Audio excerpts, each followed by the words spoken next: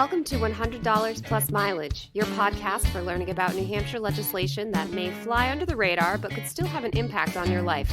That usually means each episode has us talking about something a little unexpected, and that's true with this one too. Today we're going to be discussing the penalties for driving without a license in New Hampshire. But before we get to that, I'm Anna Brown, Director of Research and Analysis for Citizens Count.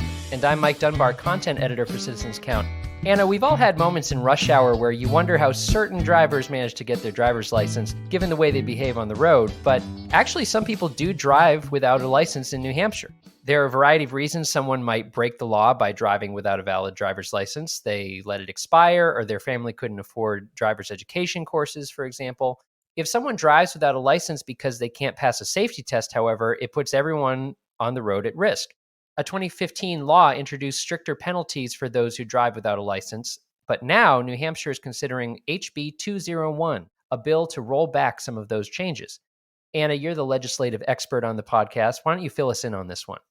Okay, so this is a situation where the law was changed to be stricter in 2015 in an effort to crack down on these drivers. And this is going to roll it back. So right now, driving without a license is a Class B misdemeanor in New Hampshire. Before 2015, it was only a violation. Okay, so this terminology comes up a lot when we talk about new laws, and it can get kind of confusing. For the average person, a violation and a misdemeanor seem like they could almost be synonymous, but they're not, right? Two very different things with different consequences. A misdemeanor is considered a criminal act, while a violation is not. Think like a speeding ticket.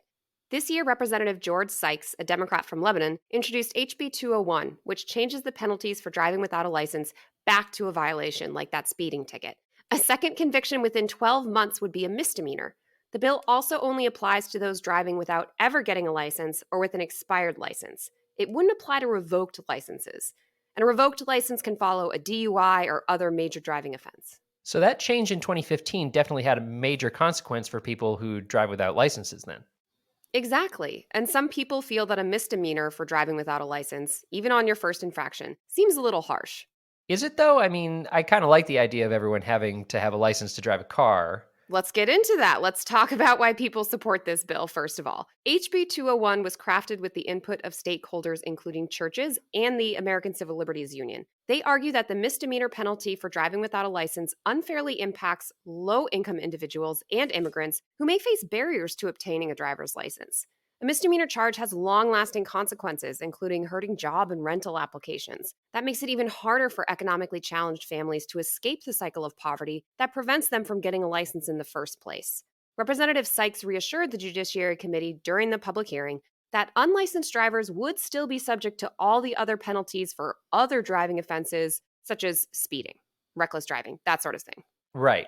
That's a little reassuring. I know the example came up of a 14-year-old driving a parent to the store or something like that. Not necessarily a bad driver, just an unlicensed one. But there is opposition to changing things, right?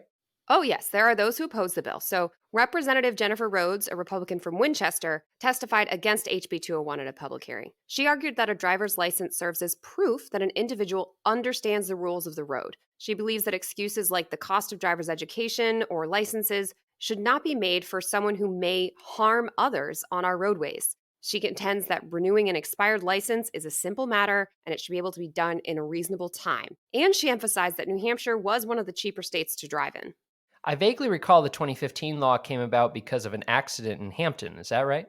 Yes, and we haven't gone into all of the details of that case here because there was a lot going on, but this whole debate started, the stricter penalties started because an unlicensed driver killed two bicyclists in a collision and injured some other people there too. So it's a good reminder that either way, there are definitely serious consequences here. Yeah, seriously. Well, we don't get to talk about our opinions on this show, being nonpartisan and all, but that doesn't mean that you don't get to have an opinion, listeners at home. So what do you think? Does New Hampshire's current law help keep our roads safer, or is it too harsh as it stands now? The Senate will vote on this bill soon, so whatever your opinion, let senators know by contacting them. You can find out how by visiting citizenscount.org/elected-officials.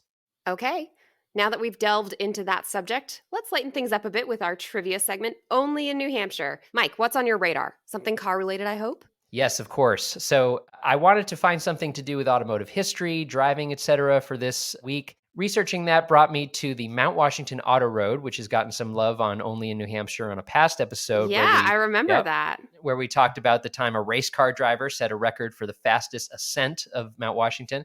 Watch the video, made me carsick. Yes, exactly. But we haven't talked much about the road itself. Did you know the 7.6 mile Mount Washington Auto Road is America's oldest and continually operating attraction, which is interesting. I don't know how they figured that out, but I'm willing to take their word for Also it. wouldn't have picked Yeah, it. exactly. Wouldn't have fingered that. Would have been like, yeah, everybody wants to go up this very cold and harsh mountain.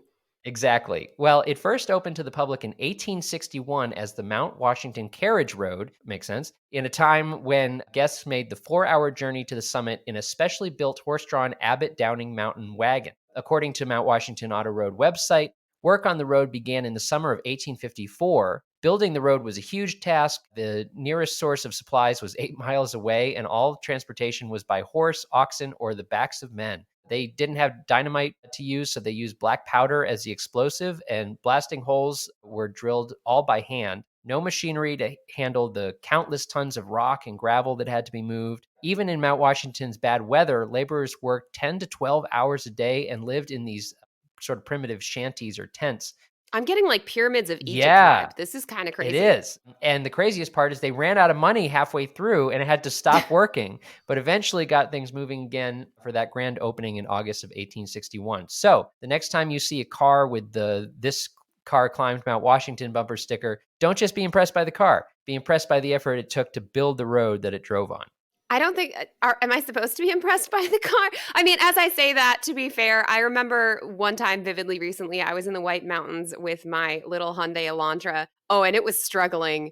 It was struggling in a way that I had never really thought about how little power my car had until there's like that, the people behind you and you just want to, maybe this is just like me and my constant state of like feeling bad about things and it's like my New England guilt, but I just kept on wanting to apologize to the people behind me being like, I'm in fourth gear. It's my little stick, like front wheel drive car. We are doing our best. Like maybe my car would deserve that sticker and be like impressed by it. But most of the time I see that sticker, I'm not impressed. But I can be impressed now about the like I said, it does make it kind of sound more like a Pyramids of Egypt type of ordeal to get this Exactly. done. Yeah. Don't underestimate the sticker. You know, it's easy to be driving along and see the sticker and be like, oh, it's a car. How hard can that be? But you know, it takes some engineering to make that happen.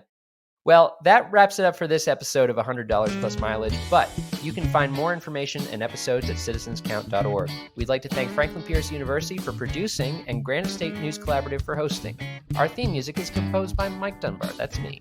Lastly, we thank you for giving us a listen and thinking about how you can be part of what makes New Hampshire by the people, for the people.